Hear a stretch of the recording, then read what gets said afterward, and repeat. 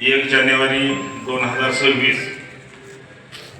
या निमित्तानं मी सुरुवातीला सर्व ग्रामस्थांना या ठिकाणी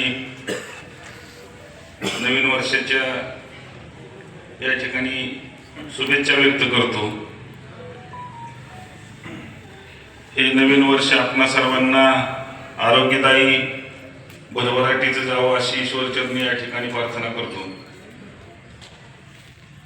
आज आपण या ठिकाणी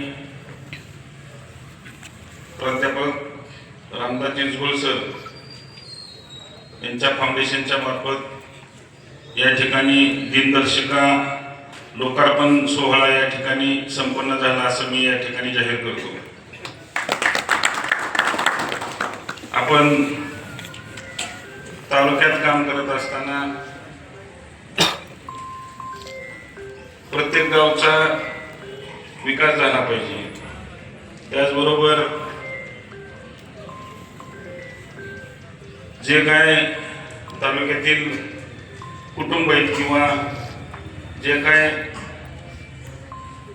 कुटुंबाची जी आर्थिक स्तर हा सुधारला पाहिजे, त्या माध्यमासाठी गावागावातला विकास या ठिकाणी झाला पाहिजे आणि ते काम सातत्याने या 7-8 वर्षात झोळ सर आपल्या आपल्या पद्धतीने करायचा या ठिकाणी प्रयत्न करत आहेत। झोळ सरांनी आज तागायत त्यांच्या फाउंडेशनच्या माध्यमातून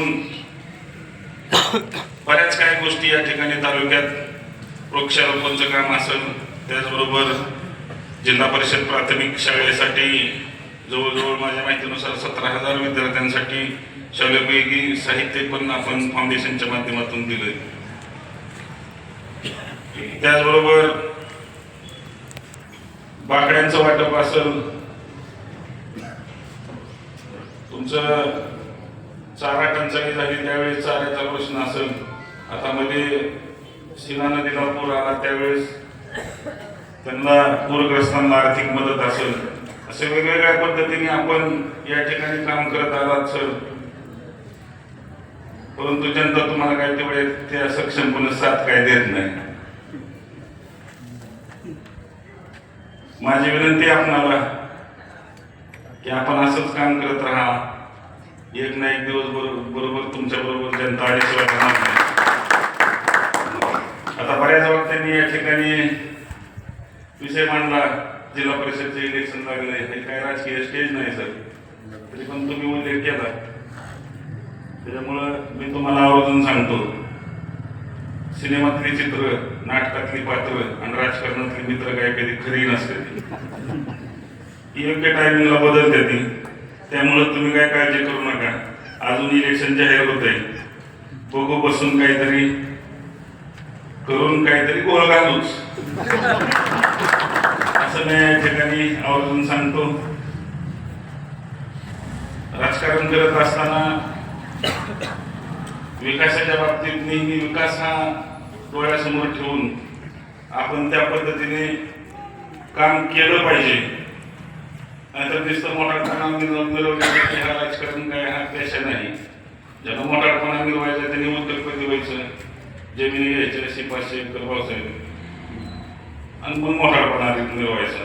कारण राजकारण करत असताना नेहमी असं बारक्यावरील राहून लोकांची सेवा करण्याची दमक त्या माणसामध्ये असलं पाहिजे आणि आपण त्या पद्धतीने करताय।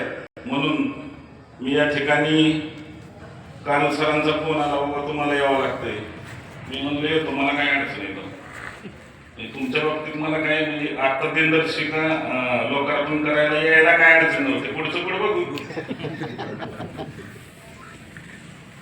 मी या ठिकाणी सर्वांना परत एकदा नवीन वर्षाच्या शुभेच्छा देतो आणि सर तुम्ही आम्हा सगळ्यांना या ठिकाणी निमंत्रित केलं त्याबद्दल तुमचं आभार मानतो आणि मी थांबतो। जय हिंद, जय महाराष्ट्र।